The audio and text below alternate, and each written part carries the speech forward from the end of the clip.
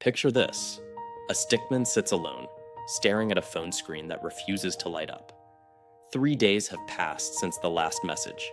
3 days of checking, refreshing, inventing excuses. The read receipts are on, which somehow makes it worse. You know this feeling, don't you? That peculiar mix of hope and humiliation that comes from being left in digital limbo. This is where our story begins, in the cold space between sent and seen, between interest and indifference.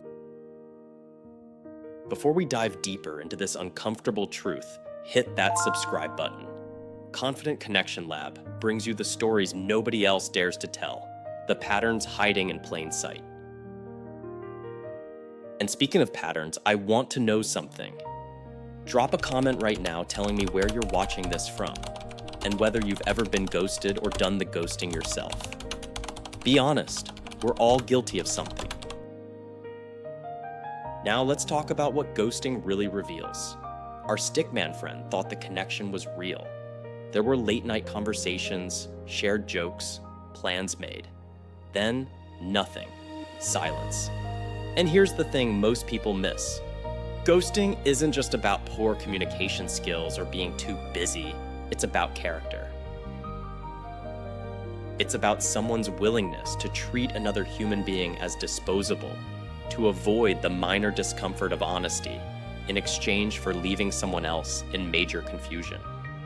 When someone can vanish without explanation, they're showing you exactly how much respect they have for your time, your feelings, your humanity. They're waving a red flag so bright it should be visible from space. But wait, there's someone worse lurking in our stickman's dating world. Enter the fabricator, the reality sculptor, the casual liar. This one doesn't ghost. Oh no, this one stays present, attentive even. Our stickman meets someone new. The profile looks great. The first date is perfect.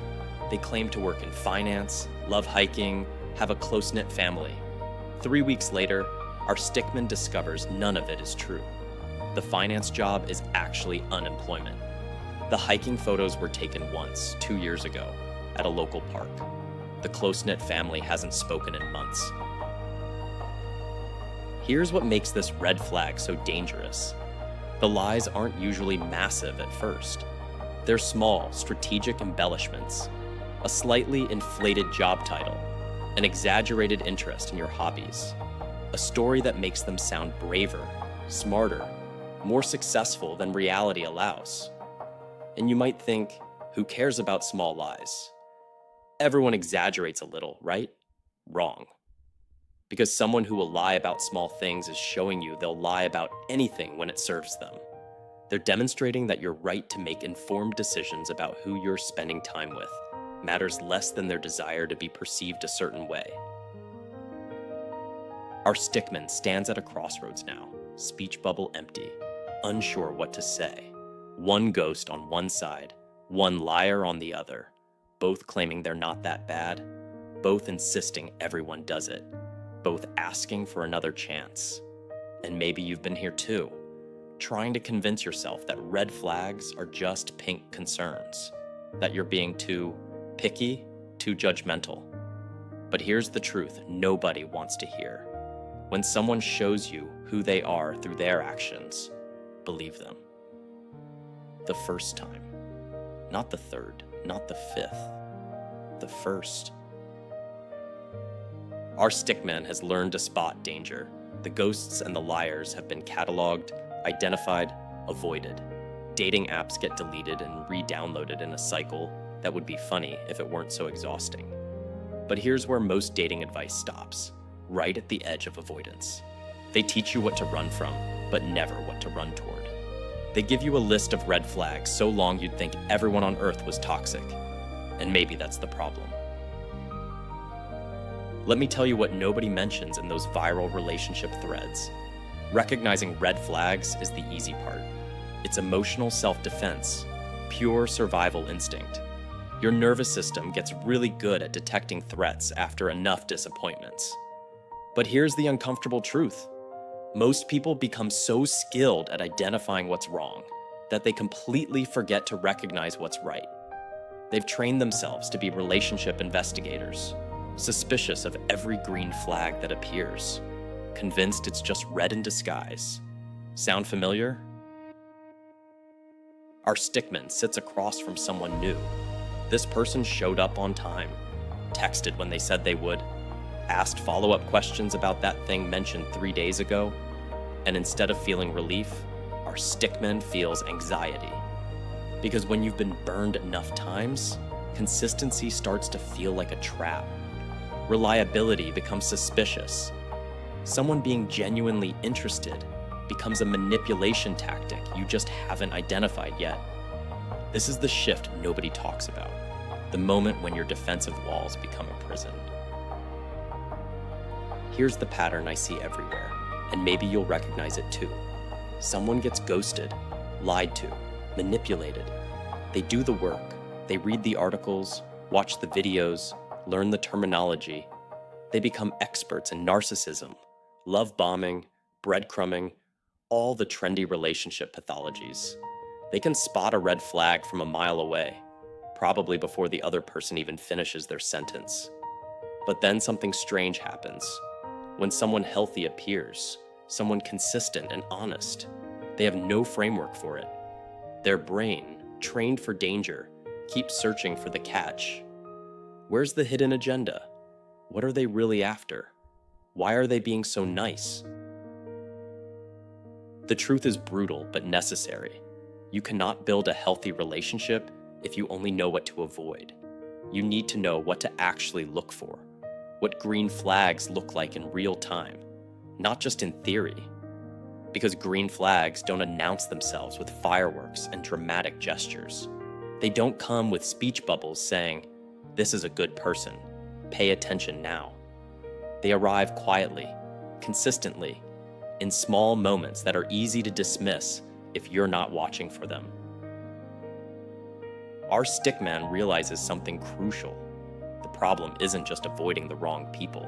The problem is recognizing the right ones when they show up, because they will show up differently than expected. They won't love bomb with grand declarations on day 3. They won't perform affection like an audition. They'll do something far more radical and far more rare. They'll just be consistently decent. And that, surprisingly, is what we need to learn to identify. So what does good actually look like? Our stickman is about to find out, and it's going to be far less dramatic than expected. No grand romantic gestures, no movie moments, just 2 simple behaviors that, paradoxically, are incredibly rare. Let's start with the first one, the one that separates performers from genuine people.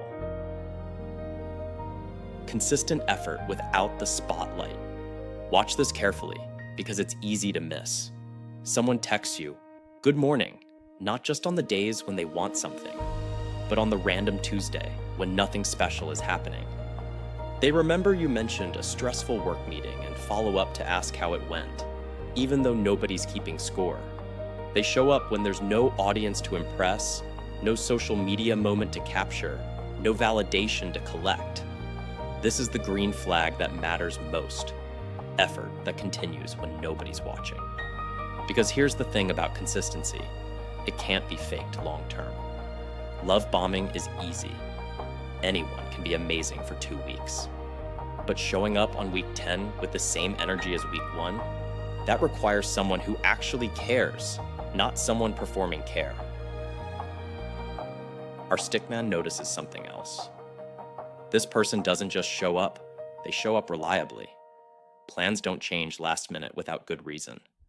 Promises made are promises kept. If they say they'll call at 8, the phone rings at 8. And I know what you're thinking. This sounds boring. Basic even. Where's the passion, the excitement? But that's the trick modern dating plays on us. We've been conditioned to mistake chaos for chemistry, to confuse anxiety for attraction. Real consistency feels boring at first because your nervous system isn't being activated, isn't flooding with cortisol and adrenaline. You're not on an emotional roller coaster, which means your brain assumes nothing important is happening. Wrong. Now for the second green flag, the one that reveals everything about someone's character. The ability to handle disagreement without destruction. Our stickman gets into an argument with this person. Not a big one, just a normal difference of opinion about where to eat, what movie to watch, something small. And here's what happens next. Nothing explodes. Nobody storms out.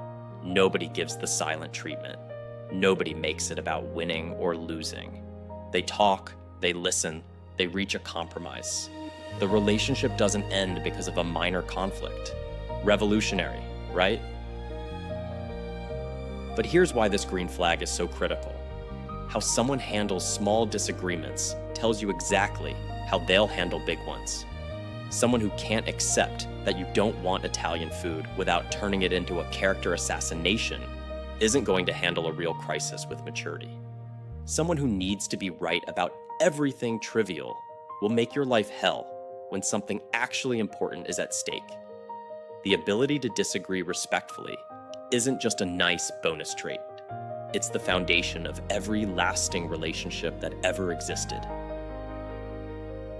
Our stickman sits quietly now, speech bubble empty, processing this simple truth. 2 green flags: consistent effort without validation, respectful disagreement without destruction. That's it. No mystery, no complexity, no secret formula hidden behind a paywall. Just 2 behaviors that require emotional maturity, genuine interest, and basic human decency. So why are they so rare? Maybe because we've spent so much time learning to identify toxicity that we forgot to cultivate health. Maybe because being consistently decent requires work without the dopamine hit of drama. Or maybe, just maybe, we've been looking for the wrong things all along. If this resonated with you, if you recognized yourself in our stickman's journey, subscribe to Confident Connection Lab. We'll keep telling you the uncomfortable truths everyone else is too polite to mention. Because sometimes the most radical thing you can learn is how to recognize something good when it's standing right in front of you.